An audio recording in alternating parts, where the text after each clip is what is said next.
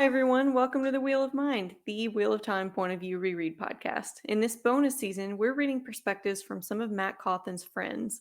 Welcome to what we're calling Season 2.5, Episode 8, where we're starting Tuon's point of view. I'm your co host, Lajara Dane of the White Aja. Hi, and I'm Giskel Semerus, a scholar from Ilion.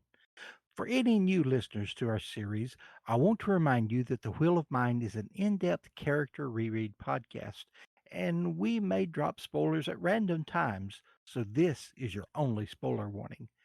Today, we are examining Winter's Heart, Chapter 14, and Knife of Dreams, Chapters 26 and 36. I'll get us started with Winter's Heart, Chapter 14, entitled What a Veil Hides. This chapter, the very first Tuon point of view, in fact, really the first time we've been introduced to Tuon at all, opens with Selucia shaving Tuon's head in the morning aboard a ship as it nears the harbor at Ibu Dar.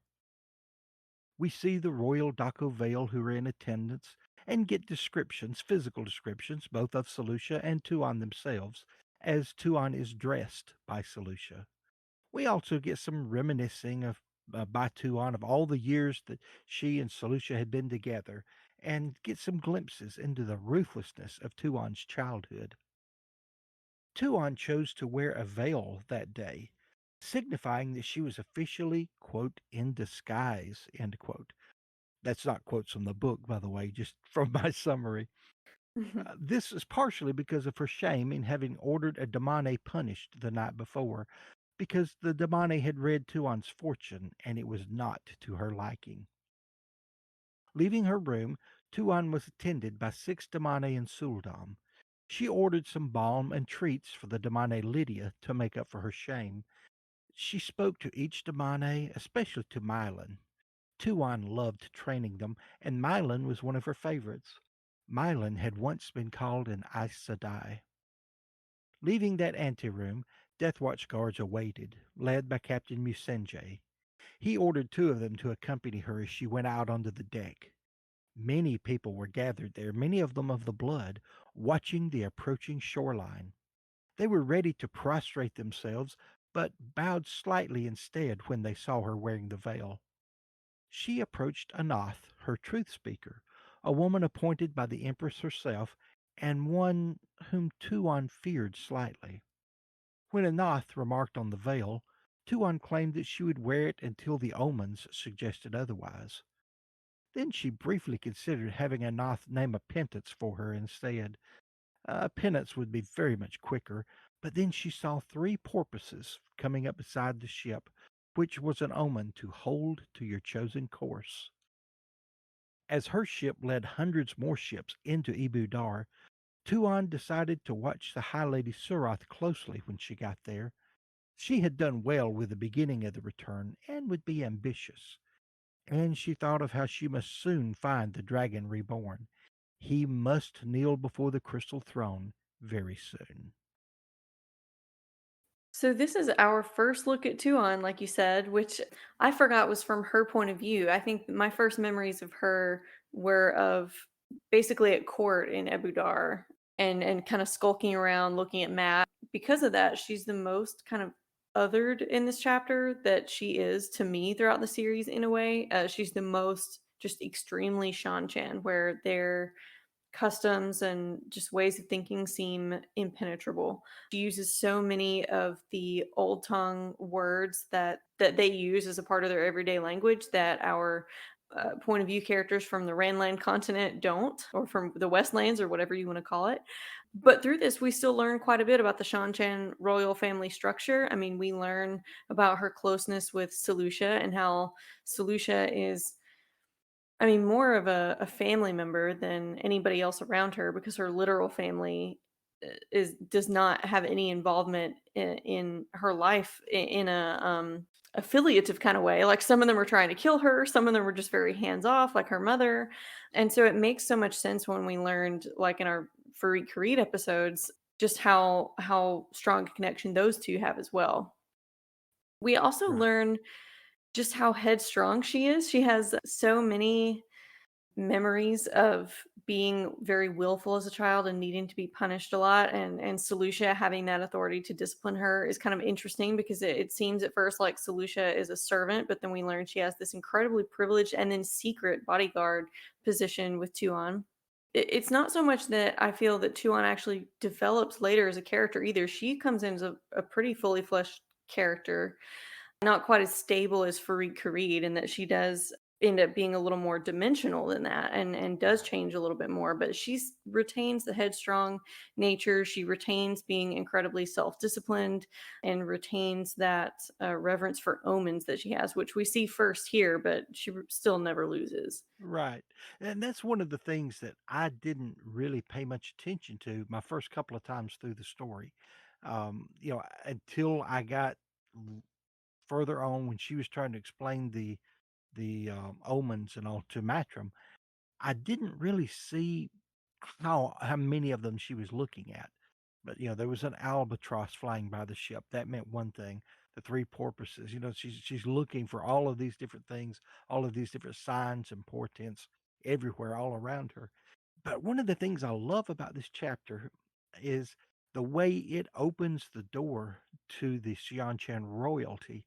Now, so we begin learning a little bit about the Xianchan before this.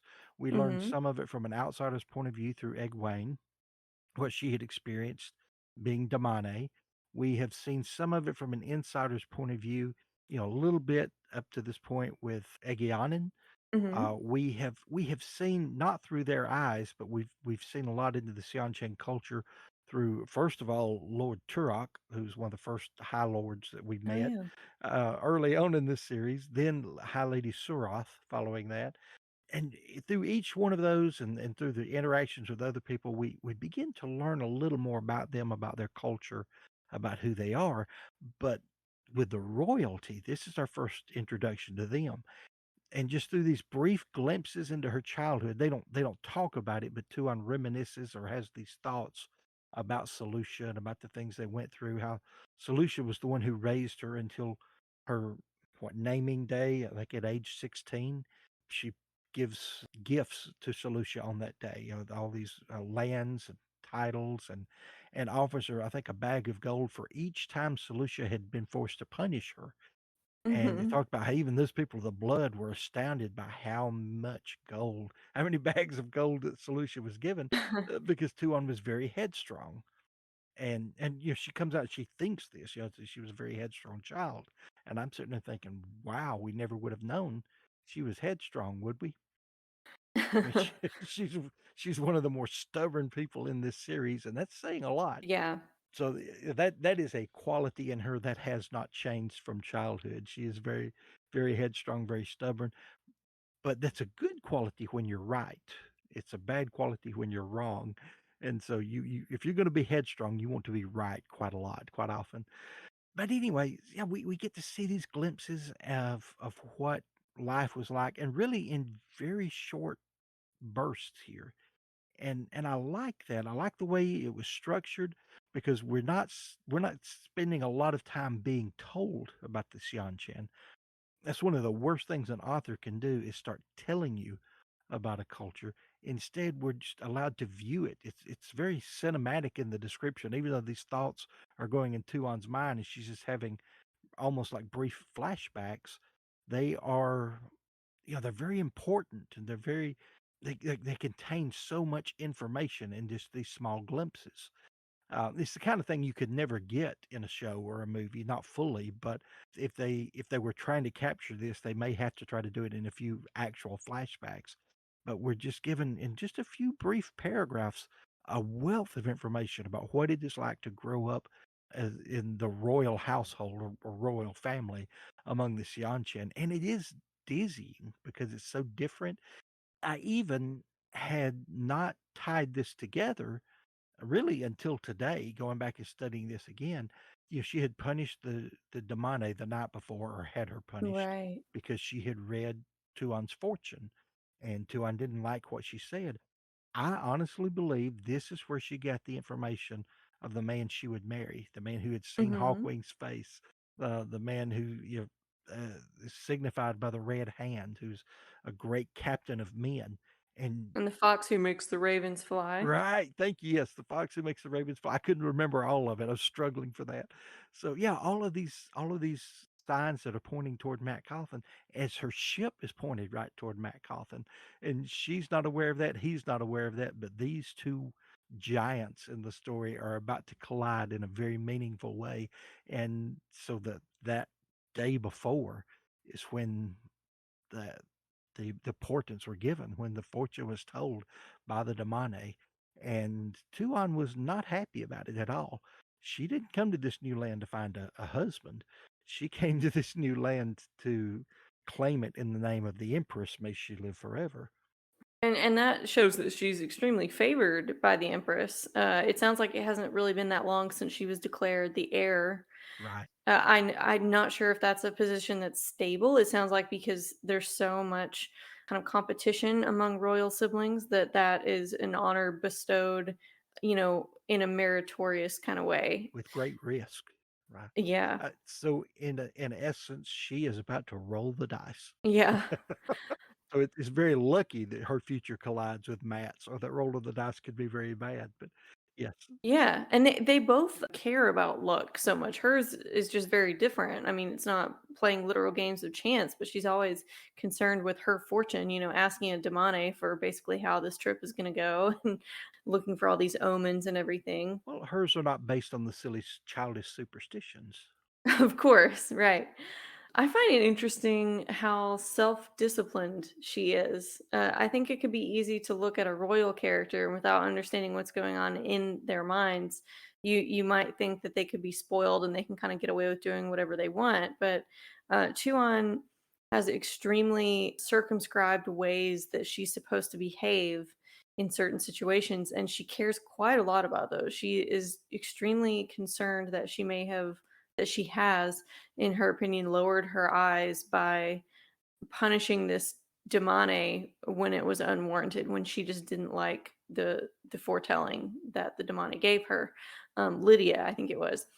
We hear talk of her asking for penances and stuff like that. Now she refuses that from Anoth right now, but we know that that's an option that she could have. So it's actually, and she would hate this comparison, very similar to how Aes Sedai think that they're supposed to act, and how they kind of set their own punishments for things that they believe have earned them some kind of shame or require some kind of atonement. But Shan-Chan society expects this sort of thing from everyone. Everybody's concerned with whether their eyes are going to be lowered. Right. I find it interesting that she admits her mistake. I don't know that it's not that she would apologize to a demane, right? No, That would probably shame everyone involved to speak so directly. that would be like apologizing to the floor because you stumbled in her eyes. Yeah, exactly. But she does implicitly admit that she did something wrong by lavishing so much in terms of treats and very nice care and everything on this demane afterwards. I mean, that is kind of a typical. It's not that surprising, unfortunately, to think of it in terms of her being a literal slave owner, and that's how abusers keep the loyalty of those that they abuse. But from Right. Tuon's perspective, it's interesting because it seems almost like she would lose more face by admitting that she did something wrong. Like, why is she giving so much favorable treatment, or sort of like love bombing, I guess you could say, if we're talking in terms of abusers and the people they abuse? Why is she doing that to this demane now? It could be strategic to keep her loyalty, but it seems almost like out of guilt. But as a royal Mhm. person, like, can she really admit that she, hurt this demane when it was unwarranted to everybody? I just find it kind of interesting that she feels contrite enough to do that and to treat her demane the Right. way she believes that Lydia should be treated after this. I think that that's not something just any member of the Shan blood or even royal family would do. I think most would probably want to save face by doubling down on their original action in public and kind of roll with it. Honestly, that's sort of what I would have expected from her. But she seems to have such a great interest in training Damane in the same way that she does horse training and everything. So I think in her mind, it's supposedly for the benefit of the Damane. Now we know it's a gross, paternalistic attitude towards human beings, but there's just some interesting dynamics there where I'm just surprised that she would admit her mistake in that way. And even so she's so shamed by this act towards property, which I don't know why, a Shan-Chan person who thinks they own other people would be ashamed of their actions towards property. She's so ashamed of it that she is doffing her status as daughter of the Nine Moons. And I just wonder, she doesn't think about this incident later very much that I can remember. And Right. and I wonder why it takes her so long to don that identity again in the future. So I don't know, what do you think about that? Why she changes identity like this and then sticks with it for so long? I think there's several layers to it. Mhm. First, she described herself that morning as her balance being off. Yeah. She knew that what she had done was wrong, but she couldn't feel guilt over it because this is property, right? Mhm. And so it describes a little bit of an inner turmoil there. What we're Mhm. really seeing is conscience. Her Yeah. Oh, conscience yeah. is telling her she did wrong, but she can't come out and say she did wrong. She can't admit that, Mhm. because I said this to their eyes is property, and that would be very improper for her to apologize or do anything. So rather than doing that, as you said, she love bombs. Which is a way of trying to help that person's feelings, trying to assuage your own feelings of Yeah. guilt without ever admitting you were wrong. Right, right. And so she does that. She takes that step. We I want you to do this, give her these treats, put the balm on her until all the welts are gone and things like that. But she never says, I'm sorry, or I did wrong, or I should not have done that. Mhm. She never asks for forgiveness. None of those things exist in this world for her because it's all what she says. So I think the donning of the veil is part of that same thing. She feels guilt, but she can't call it guilt. She cannot admit that it's guilt. And she Mm. can't do something that is going to make other people think she feels bad about what she did. So outwardly, I think the donning of the veil, the putting yourself in disguise more or less, is probably in everyone else's eyes because she is heading into Ibudar, where the High Lady Suroth has been doing a great job, admittedly, Mm. of bringing back the return. It says even more than what the Empress had dreamed. Yeah. So even including this setback at Falma, they are far ahead of schedule here. Their things are progressing so well, and so rather than just walk in and put the High Lady Suroth off balance, by Mm. saying, "Okay, you've done such a great job that I'm gonna come in and take over." She puts on this disguise, so she actually walks in as an equal, but doesn't come in and take over. Mm. And in my opinion, that's what everyone else is thinking. A lot like Karede did, I guess, in our last episode where he had equal rank, Oh, but he could have pulled slightly higher rank on the other banner general, but he chose not to because that would have unnecessarily complicated things. But I never once thought, right. okay, Tuon doesn't want to come in and steal Suroth's thunder, but it sounds like she is incredibly respectful of the work that Suroth has done, but also wary because she talks about how it seems like she could be getting ambitions above her station or something like that. And Right. so I think maybe It she wants to come in, like you said, and not upset what is happening so that she can gain more information about it too. right. And she never says this implicitly, but Mm. that's just my thoughts on what everyone else is gonna view this Yeah, as. yeah. But in her mind, internally, I think it's really about the guilt of what she done, Yeah. how she'd had the Damane treated. And she's just in a situation where, okay, it works. Everybody's going to assume one thing, but I can go ahead and do what feels right to me. Mm. Now, as far as why she held to that course, she had the sign of the three porpoises that come up. They breach for air one Ah, time and they don't come up again, yep. which is a sign for hold steady to your course. So or I think literally quote, hold to your chosen course, end quote. Mhm. So she does that, and she never sees a sign to change that. Right. And she said, I'm going to keep this on until the omens tell me otherwise. Being a woman of her word, even after she is kidnapped, traveling with Valen Lucas Circus, all of these things, she she holds to it until all the till the omens tell her otherwise. Mhm. And the omen she saw was Matt letting her go, standing there, letting her fulfill her part of the marriage ceremony. Just at that point, I guess everything felt right, and it was time to be Tuon, the daughter of the Nine Moons again, not just the High Lady Tuon. It was time to come out from under that veil and be who she was. But yeah, that really points toward her stubbornness. Quite a lot Mhm. of it here. Yeah, Um, absolutely. And it's not the only thing that does either. oh, right. Uh, I mean, we hear from her history and childhood and everything how stubborn she was, but also from her interaction with Anath, who we know to be Cimarog in disguise, right? That's why she sort of unexpectedly took over as the truth speaker instead of the one who was already being groomed for that position after the Oh last my one goodness. unexpectedly died. I So, I am so dense because I did not realize that that Semirog had taken over this early into the mm, story. I knew she did later. I knew she had mhm. taken the truth speaker's place. I did not realize that happened at this point. I was thinking that happened later in the story. So, Yeah, and it's just a good thing wow. that she becomes separated from her so early in Tuon's story in Yeah, these books, I think, so that she could be more right. influenced by Matt and a little more sympathetic to our readers and actually fight for the side of the light in the last battle. So Yes, yes. but Anath here, Tuon is a little afraid of her, as she should be. She should be way, Mhm. way more afraid of her than she is.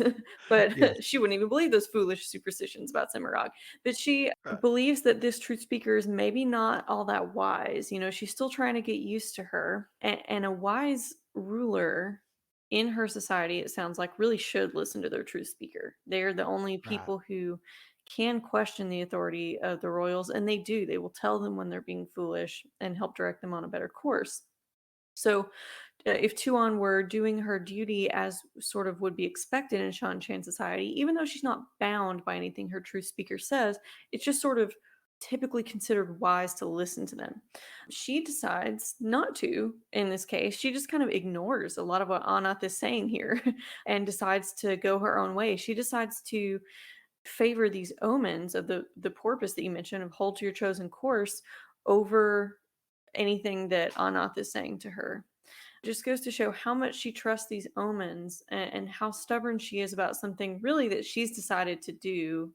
She's sort of got a confirmation bias here of finding Right, anything right. that's kind of telling her to stick to this course and ignoring everything that doesn't. But it actually ends up being a wise choice. Like her headstrong nature ends up being for everybody's good here ultimately Yes, because following Anath or who we know to be Semrod could have been really disastrous. right. Uh, One thing I thought of, if you don't mind me waxing Mhm. philosophical a little bit here, is her headstrong nature and many of the things about her inner character. And I don't want to get too deep into the difference between nature and nurture, but there were certain things about Tuon's character, about who she is as an individual, that really helped shape her. But to me, one of the great outside influences in her life, if I could sum it up in one word, is isolation. Here in this Yeah. chapter, we see basically she only really saw her mother about twice a year. Mhm. She was kept isolated. She was raised by Selucia in many regards, many respects, and by other people as well. But we know that she was protected by Furyk Karede and other Death Watch guards. Her brothers and sisters were people to plot against, and there may have been alliances with other people, political alliances or whatever. We're not Mhm. told of those, but much of her life is being raised in isolation. And I just wanted to kind of explore that for a minute, how that changes a person. Mm. Because human beings are very social creatures, even though sometimes we can be somewhat withdrawn. Sometimes we're introverts, and being social people doesn't mean we always want to socialize with everyone. But by the same token, we all have an inner need to socialize with someone, with Mhm. some group, with in some way. And to have been that isolated, I could see that would either make a person stronger, more headstrong, more stubborn, more determined if they have those qualities already built into them, or it could make someone devious, hateful, borderline. I wouldn't say psychotic. That's not the word I'm thinking of. Where someone just has no conscience at all, could do Mm. anything, Mm. especially when they have near unlimited power or the potential for that, Right. being in this royal family and this structured of society, even though there's certain things that's expected of them. If you don't care about those things, there's really not a lot to hold you back. I could see this either making you a master of the people you're around or a monster to everyone you're around, Mm. just enduring this level of isolation. And it's one of the things that we see how it affected Tuon. She doesn't really grow close to anyone. She feels a certain level of fondness for some people. Solutia is one of those. Mhm. Kareed is one of those. Matt becomes one of those. But even then, she keeps a distance between herself and other people. She Yeah. very rarely ever lets those walls down and lets people see who she is. She very rarely can express her hopes and dreams to them. To me, it's almost painful to stop and think about what her life must have been like, especially when we view it through this chapter with these brief glimpses of her childhood. Mhm. Now, we do see the relationship between she and Solutia. They're really more like a younger sister to an older sister rather Yeah. than Solutia being a mother figure to her. She really never had a mother figure or a father figure. So Mm-mm. she adopts people to have some of that affection or some of that affinity for her. Kareed is sort of a stand-in father figure. Sometimes Solutia, a little bit of a mother figure, sometimes Mistress Satella non, but it's very rare she lets anybody that close because she's grown up in such isolation. And to me, that makes it sad when I stop and think about that Mhm. of what she endured. Now she came through it. Just because you have terrible events in your childhood, it doesn't have to rule the rest of your life, although it often does guide the course of the rest of our lives. But, she's strong, she's capable, she's come out of a lot of that, but it still influences who she is and the decisions she makes. And really throughout the rest of the story, when, Tuon becomes empress, when she makes big decisions, if you'll stand and look, there's always this level of isolation between her and everyone, Oh, yeah. and she just doesn't let anyone in. And at least that keeps the toadies from having too much power, too much influence with Mm. her. True. But it's rather heartbreaking. That would be a very lonely way to live. It would, and it's interesting that she doesn't really think about being lonely. She doesn't really think about, "Oh, let me, don the veil and become just High Lady Tuon so that I can have some more freedoms and speak with people as equals," and, Right. she could take that as an opportunity to, kind of Mm, enjoy the new freedoms over on this side of the ocean like some people have, and she doesn't at all. That's why I pointed to just how incredibly self-disciplined she is because and that's right, something that Kareed liked about her too, is that from an extremely young age, she understood that she was to do her duty. right. And she doesn't seem to have wavered from that. Now, her understanding of what her duty is what is going to change, but her commitment to it is not. And so Absolutely. it's interesting. She was perfectly set up for Anath, Semirog to exploit in this way that she tried to. But uh, Semirog didn't get much of a footing there. She hasn't been in this position long, and then she gets separated from Tuon pretty early on. So, because of this loneliness, though, and because of the truth speaker being a position that can say anything they want to the ruler, I mean, she's perfectly positioned to do so much damage, and she just doesn't actually get to. The plot just prevents her from getting to do that.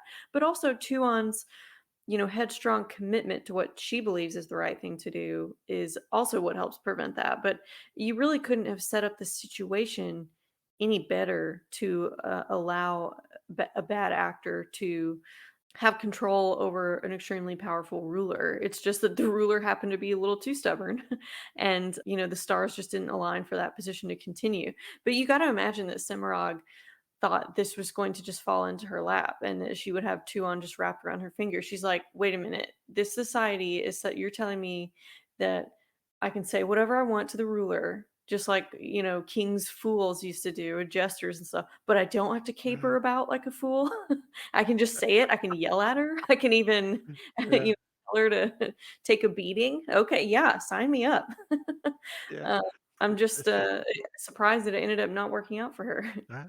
Well, I guess that could be one of the very reasons that she had not already resorted to compulsion or other things to control her. Mhm. She thought she could do it through more natural means, I guess. Yeah, probably. It still blows my mind. I had never considered this is already Cimarron in disguise. That Mm. just yeah, you kind of maybe stumble at that one. I'm still half step off. But that's all I've got on this chapter. Okay, well, I'm ready to move on then to my summary of chapter 26 from Knife of Dreams called As If the World Were Fog. Matt, Tom, Tuon, Selucia, and the rest of the gang who had been traveling with Valen Lucas show after the Great Ebudar escape have had to flee Madarin after killing all the merchants and their goons who had attacked them there back when they went to visit the Hell at Tuon's request. Talmanis is leading them to the rest of the band of the Red Hand in Murundi, and the chapter is from Tuon's perspective as she and Selucia eavesdrop on Matt's conversation with Talmanis. Matt, who is referred to in Tuon's thoughts, of course, as Toy at this point, is getting updates about the band. Apparently, only nobles can really be in charge in a public facing way, but Talmanis made sure to instate the ones who had the good sense to listen to advice from the commoners who knew what they were talking about. The band appears also to have acquired a new crank technology for crossbows that allows them 7 or 8 bolts to be loosed per minute, which Tuon finds just unbelievable. And this whole time, she and Selucia are sassily signing at each other until Toy's conversation just gets too boring when they start talking about old books and stuff. Tuon then rides next to Tom for a while, who she suspects is a spy for the White Tower. And when she remarks about the coincidence of stumbling upon the band like this, Tom explains to her that Matt is Taviran, a term that puzzles her when she tries to translate it literally. And when Tom explains this tied to the pattern business, she chalks it up to superstition. These uncivilized folks are just full of them. Bored with all the conversation, she begins to look for omens, and she finds a circling bird over Matt, indicating that she should stay with him. When they join the rest of the band, the men start singing Jack of the Shadows, a custom that also confuses her. Who is this Jack? Tuon is trying desperately to plumb the depths of just who this man is. He seemed at home in every environment she'd seen him in, whether it was as Tylan's toy in the palace, a runaway with the circus, a competent fighter, a kidnapper, and now a general. Just who is this guy? And thus ends chapter 26 as if the world were fog. Yes, I think the fog they're in is the fog that Tuon is in, trying to understand these people here in the Westlands. Yeah, Um, it's also a reference to the book that Matt had chalked up his strategic knowledge to.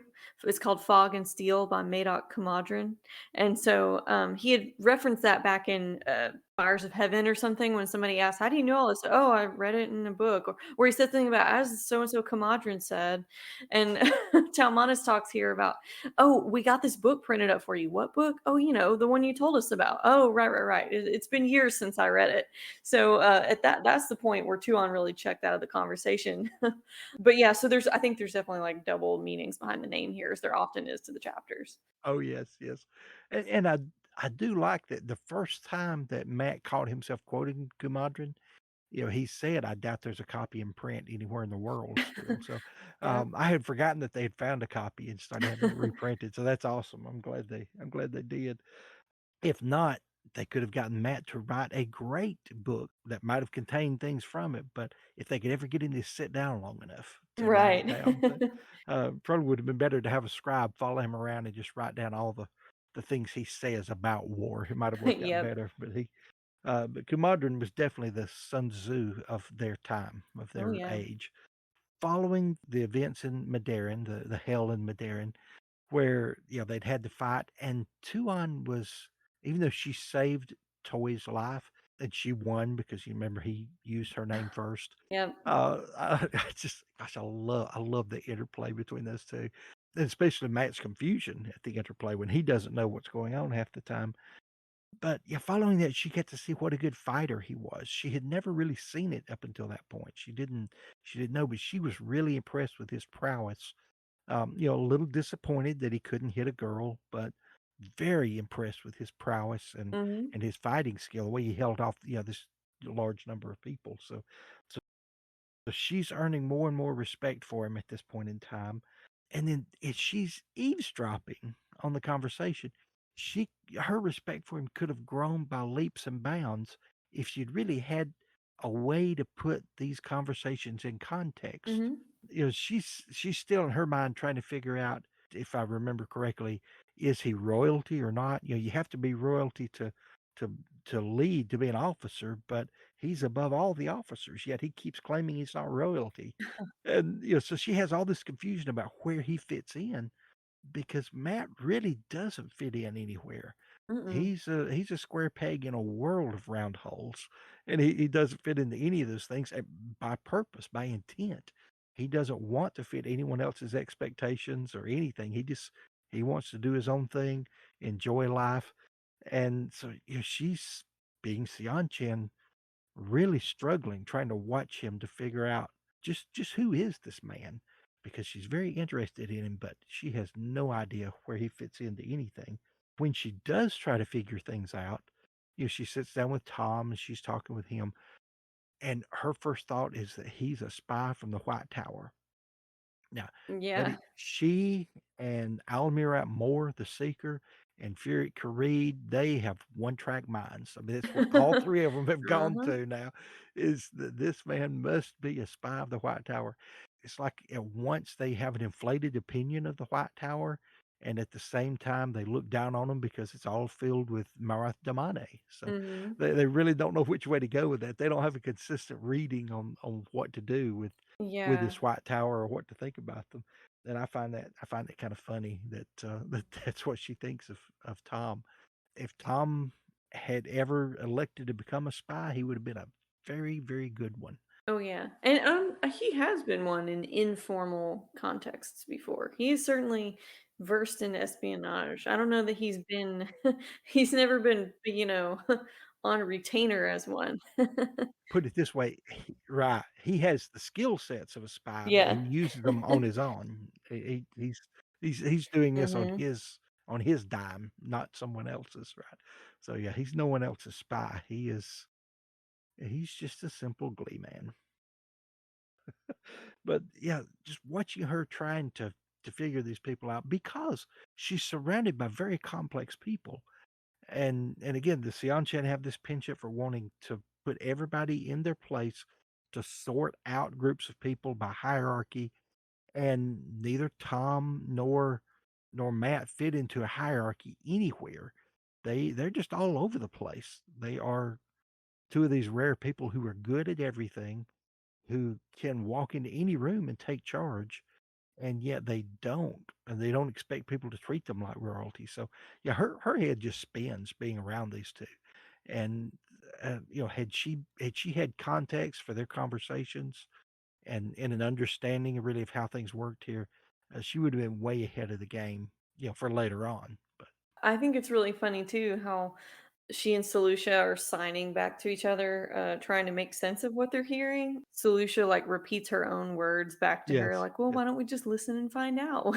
when Toy is or when Tuon's like, "Why don't they talk about the army again and the crossbows? Why aren't they talking about old books?" And I think it's funny how she tolerates yeah, Solutia's sassiness too, because there's really no evidence that it was, she was being sassy or anything, but the fact that she repeated Tuon's own words back to her, even with this innocent right, face, right. there was just the implication there. So I guess there wasn't any real evidence for Tuon to react to. But she really let a lot slide from Solution. That shows just how close they are, I think. If you're dealing with royalty, the sarcasm has to be so dry that they cannot accuse you of sarcasm. Yes, exactly. Even though there's nobody else listening in or anything, right? Right. Solution knew exactly how to walk that razor's edge. At times, Solutia is Tuon's Talmanes. Yes. There you go. I thought it was funny too how Tuon seems pretty impatient in this chapter. She's like, get to the good stuff. She's wanting to get some intel from this situation, but Solution has to tell her, I don't know, why don't we sit back and listen? Chill out. It's interesting because she typically seems so reserved that for her to just be like bursting to hear some of these details and chit chatting like this with Solution was just kind of interesting to me. It seemed to, Oh, yeah. I'm not going to say it seemed like inconsistent writing or out of character or anything, but it does just go to show that while she's not having to be Tuon, Daughter of the Nine Moons, in front of everybody, she can, her personality can start to cut loose a little bit from that extreme, just like self disciplined, duty bound personality. Right, That's how I right. read this anyway. I'm not really sure how Yeah, else to take that, but it seems like she gets to be a little bit more kind of playful and just young, honestly, right. while she's Yeah, around Matt. there right, exactly. There were these times from Matt's point of view when, she and Solutia were doing the finger waggling and would start giggling. Yeah, yeah. And, they were talking about him or making fun of him or whatever, Mhm. but, yeah, she got to cut loose and do that. It's almost like every girl dreams of being a princess when she's little, except the princess, she dreams of running away and joining the circus. I didn't think about just how much fun it seemed like she had how much of the time she's laughing with Solutia, like you said, because that's not something she would have been able to do pretty much anywhere else. Like she No. and Solutia could have had some private moments together, but their private moments are not much of anything to giggle about. It's just like getting dressed and stuff, Right, right. or So talking about strategic stuff for the future or something. It's still going to be kind of work focused, but they really got to cut loose with like no responsibilities on this trip, and I think that's part of why she felt liberated enough to kiss Matt like she did, which was probably in the last Matt chapter before this, which she references in her thoughts in this chapter, and she's still confused about why she did that. Like it took her just as off guard as it did Matt. But I right, think she right. saw letting that snake go as an omen. I think we talked about this back when we covered the Matt chapter. When he let that snake go because Mhm. it wasn't hurting anybody, she understood that he was going to hold his word and not harm her in any way and let her go when the time was right. Right. And so she started to gain all this respect for him, but somehow that respect translated into a kiss with some unacknowledged feelings, Right, and she right. thinks about those, and there's even more to say about that in your chapter 36 coming up soon, but she just reflects on that a little bit now, and I thought it was funny to see from her perspective that her actions seemed just as impulsive as weird and everything to herself as it did to Matt and everybody else watching. Right, right.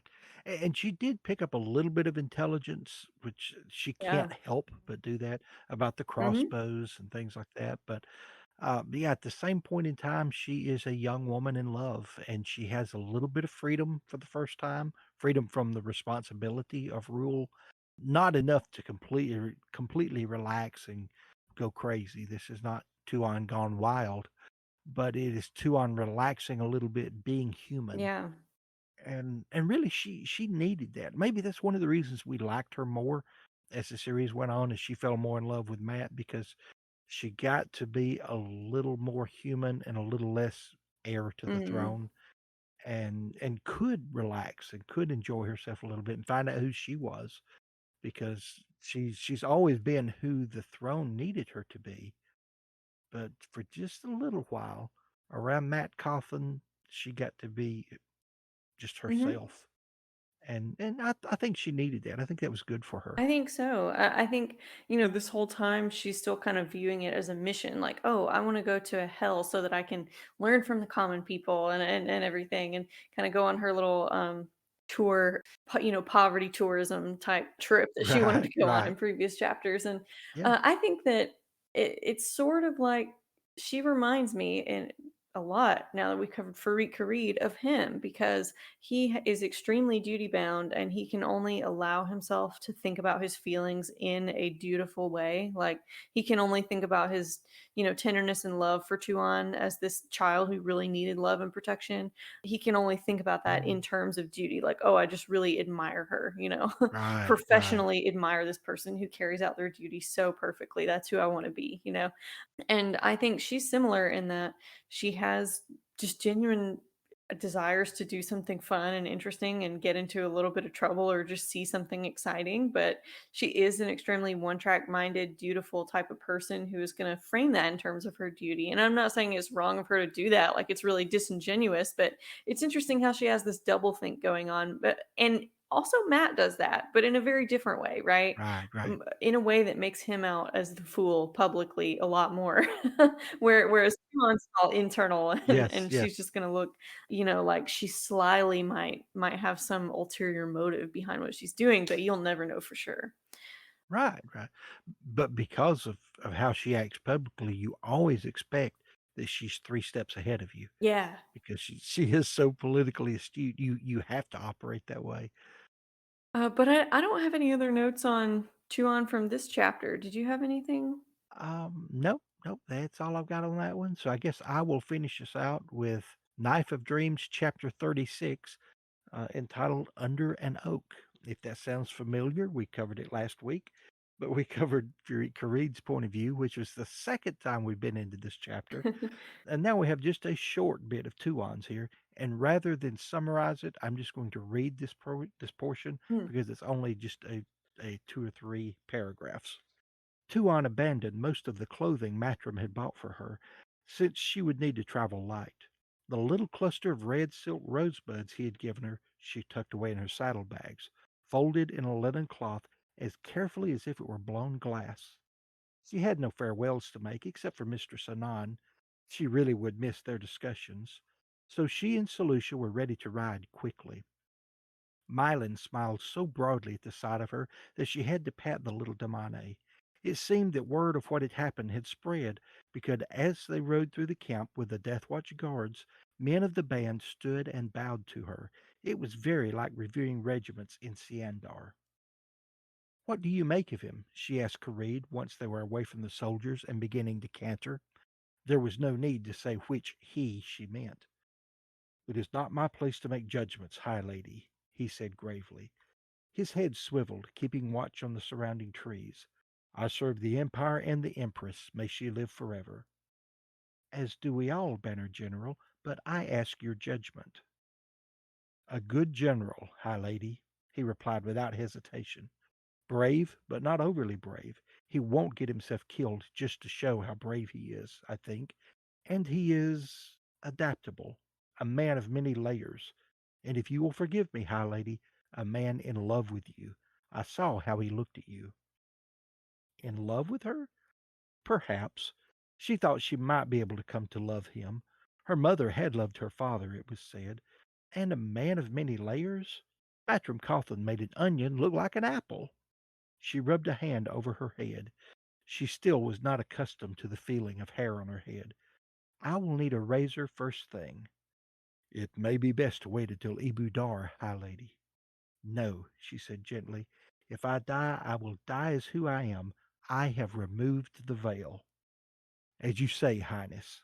Smiling, he saluted, gauntleted fist striking over his heart hard enough that steel clanged on steel. "If we die, we will die as who we are." And of course, she is asking Fareed Kareed about this and reflecting so much about how she feels about Matt because she has just earlier in the chapter publicly, formally completed their marriage ceremony by repeating his words back to him, basically, "Bloody Matrim Cawthon is my bloody husband," or wording it much in the same way that he did. Yes. And so I wonder what you make of her asking Kareed about this. What do you think she is looking for from him?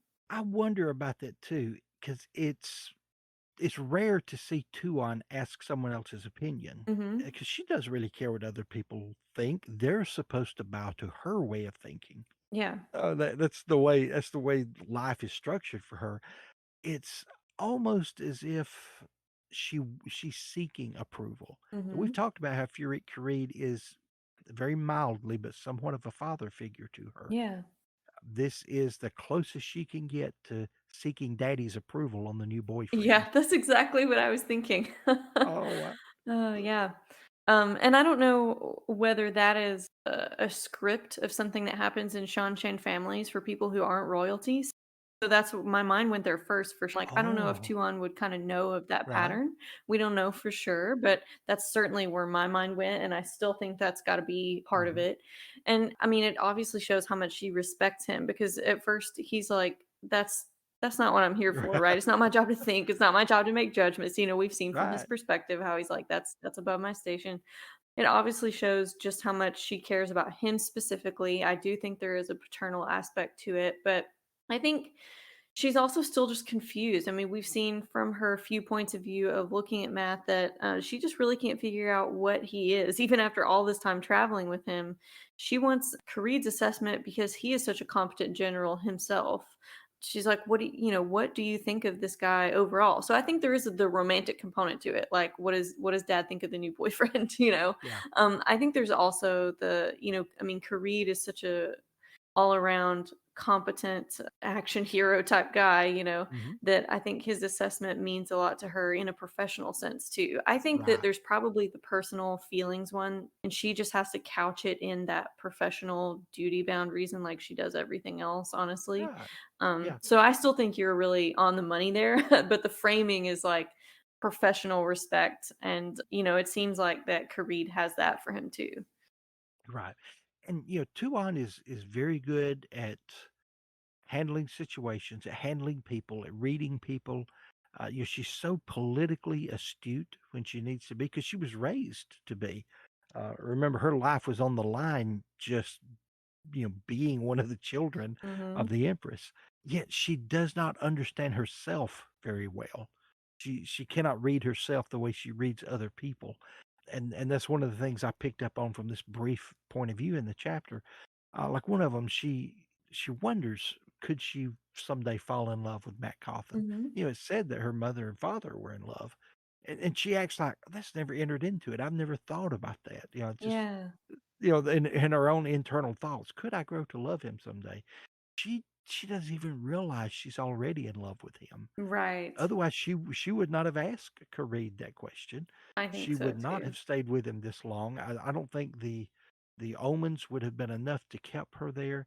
She has been falling in love with Matt, but she doesn't even know that she's falling in love with him. Right. And I mean, I knew she was falling for him and didn't want to admit it, but I think up until this part, when I really broke this down, I never realized.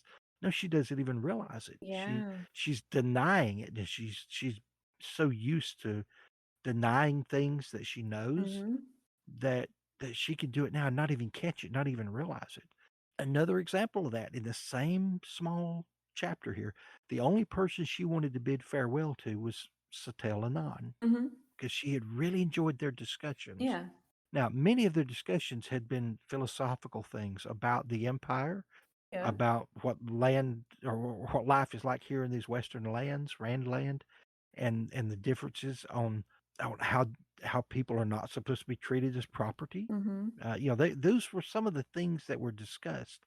And then she walks outside. She sees Mylan, who, of course, we saw on the ship with her. That was one of her favorite Mhm. Damane because that's one that everybody said could not be trained. Right. And Having been she Aes trained Sedai before. Mylan. Mhm. Right. Yes, it was formerly an Aes Sedai, and she had basically kept her alive and brought her around and trained her when everybody thought she was just hopeless. She would die, like some wild creature in captivity. She just couldn't be trained. So she has such joy at seeing Mylan. Mylan has such joy at seeing her, and she reaches over and pats her like you would pet a dog. Mhm. And yet the one person she wanted to say goodbye to was the one who was trying to tell her that those things were wrong. Yeah. And had Mm. actually it's almost like Satel Anan was one of the few people who would stand up to Tuon, but not in a confrontational way, Right. Not like how but the Aes in a Sedai did or anything. right, Yeah. right, and didn't stand there and preach to her and tell her this is right and this is wrong, but would have discussions with her that would make her stop and think about things from a different point of view. Mhm. And those really are the best kinds of discussions when someone can just give you enough information and discuss things enough that you come to your own conclusions that you would not have come to by yourself. Mhm. So that's what Satel Anan was to her in that time. And so I see this huge disconnect between these two things. It's almost as if I really enjoy these times. You've really made me think about a lot of things I never thought of before. But I step outside and I'm around the other Seanchan and I fall into these old habits of Mm. doing what I've always done and thinking what I've always thought and not stopping. She didn't even stop and question, should I still treat Mylan like an animal? Mhm. She just continued doing what she's always done. So, Yeah. she still has a long ways to go, but it's like she can't read herself. She can't look at herself and see. I've got this huge hypocrisy in my life here of I'm beginning to change my thinking on one way, but I'm still acting a different way. Yeah. And Um, I think that's so partially because the Shanshan they think of their royalty as the position, they're a symbol, and she thinks of yes, herself in yeah, that way. She embodies that as much as she believes she's supposed to. She doesn't think of herself really as an individual. as a person. Ah, Um, wow, that's so well said. I Yes. mean, it feels that way from what you have said about how she wasn't really allowed to have a childhood, and what we've noted in this previous chapters about just how extremely duty bound she is. She's not used to introspection in that way. It's more outward of whether her conduct is befitting her station, and whether she's representing the Crystal Throne appropriately, I think. Right, And right. so, even just thinking of herself as an individual instead of as the Shanchan, empire, basically, I think is going to be a Mhm. huge step for her. Something that will help Yeah, her to change. Whereas, the more Randland idea of monarchy is very different. We see Elaine being the daughter heir and understanding that she has to, do right by Andor, but she still very much has her own personality and doesn't seem to think that there's anything wrong with that. Yeah, just extremely different models of leadership, I think. right, right. And sees that that role of leadership as someone who has responsibility for the people, Mhm. not just how the people have responsibility to the throne. Yes. And yeah, so she sees the two-way street there maybe a little more clearly. Mhm. Yeah, I And I think I that think, and the Shanchan ranks seem to be dehumanizing even for the people at the top, I guess. yes, yes. Tuon, and I'm not saying that they still don't have extreme privilege compared to the people who are treated as property. Obviously, Right, she's still right. culpable as a slave owner. They're also incredibly bound to even something higher than any of them as individuals, which is just how civilized people should act. It's the Right, just their way of right. life, basically. Yeah, And yeah. even these Well, omens, it's interesting that there's no coherent, like, there's no like philosophy or theology or anything about like what these omens are or where they come from. There's not like a source or a higher power that they're right. talking about that they need to follow, but they are operating in that way, almost like there is some higher standard that everyone, even the empress, is living under. In most any other society, people who were this dedicated to the throne, there would have been a deification of the empress or Yeah. something. They would have seen her as godlike. And we've had many different societies that have tried that same thing. I mean, you Hmm. go back to the ancient Egyptian times, Ra as being Pharaoh, and Pharaoh would die. Well, the next one is just the next incarnation of the Hmm. same living God. So yeah, and they almost have that dedication without that worship Yeah. or something, or without the theology behind it. Hmm. Maybe they have the worship without the theology, but it is a rather strange thing, the way it's set up. One thing in my personal headcanon I'm gonna cling to that I would like to see in this world, this age, that Tuon and Matt would break that cycle of being so isolated from the children. Hmm. That Yeah. I've that been thinking about that perhaps too. yeah, just some of those ideas that she has started to come up with about how, maybe everybody's human and you can't treat some people like Right. they're not human. Maybe the children could pick up on that and learn from that and take it one step further toward, treating all peoples with respect. Because that's one thing you see, when you talked about a bit ago about even the people high up in the hierarchy, even they stand in danger because any time in any society when you can dehumanize a group of people or a class of people, then really you're dehumanizing yourself. When you can look at any group and say, well, they're not really human like I am, then at that point, you're the one that's becoming dehumanized, and anybody in your society could be at risk Mm. of being dehumanized. Mhm. And, it's just such a dangerous thought process, such a dangerous philosophy when we hold, that, those people's lives are not precious, Mm. and those people are not really people, right? It's the other side of the coin to that idea that, no one's free until everyone is free. Oh, yes. That if there's still any corner of society being oppressed, then it could be anybody at any time, right? There's because your society does that, there's the risk that it's gonna keep doing that to others, so, Exactly. just to be self-interested, Mm. you should you should realize, "Oh, they could come for me next," kinda Right, thing, right, and absolutely, in fact, they almost always do. That's Yeah. the thing about any type society that is that way. the more that one group is oppressed, the more at risk everyone is until everyone's living in fear. And you see a lot of that within the Xiantian Empire. Mhm. People are afraid, and they're afraid a lot of the time, and they should be because again, if anybody at any time could be made Dakovale, even in their own thoughts, Tuon knew if she screwed up badly enough on this, she could be sold at the slave blocks. Yeah. Uh, As her siblings have been yes, stricken from the family right. tree.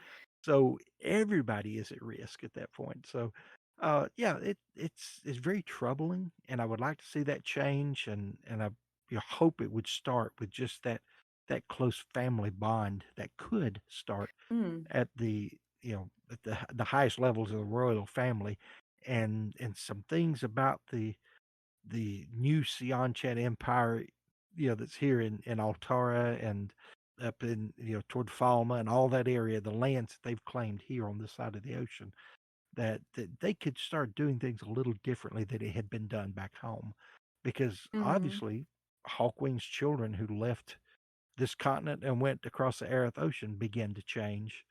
So now that Yeah. they're back, maybe they can change the other direction. I think so, and that's really always our kind of refrain every time Yes. we get to the end of the episode about a Shan Chan character Yes. is kind of our hopes and our headcanon and everything, and there's always so much to talk about. I know Right. many people, find the Shan Chan obviously very problematic, and Oh yeah. and the fact that we're asked to sympathize with characters who do such terrible things by being in their point of view is Right. troubling to some people, but I think that gives us the space to reflect a lot about these bigger, kind of philosophical and socio-political issues that we do. So Yeah. I still like that these are here, even though I'm not comfortable, right? Right. And maybe that's okay Right. that we're not comfortable with these things. Maybe that's right, but it gives us a chance to talk about our values. Yeah. And so that's what I have liked about exploring the Shanshan characters. And we still have two on episodes to go, which it sounds like we're coming to so much closure here, but I'm Yeah. just curious to see what else is going to come Yeah. up Yeah. in her story for Yeah. us. Exactly. It's fun. And let's face it, we are a people with hope because the shadow has been defeated. The dark one is sealed back Exactly. up in his new prison. We have reasons to hope. It doesn't mean everything's going to be rosy, but it means things can be better. And we should all work for a better world here and in our imaginary worlds as well. I hope everyone would join us next time for our interlude episode 9, where we continue on in Tuon's point of view in The Gathering Storm, chapters 19, 35, and 36. There are neither beginnings nor endings to the turning of the wheel of mind, but this is an ending. To catch a beginning next time an episode drops, subscribe to Wheel of Mind on Podbean, Stitcher, iTunes, or Spotify. You can also find our episodes on YouTube under the channel name Lajara Dane. That's LaJaradaYne.